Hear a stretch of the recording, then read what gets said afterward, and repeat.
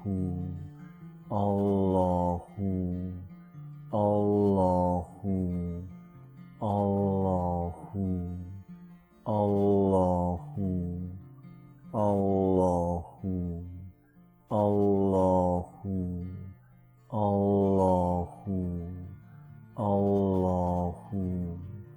Allahu, Allahu, Allahu, Allahu, Allahu, Allahu, Allahu, Allahu, Allahu, Allahu, Allahu,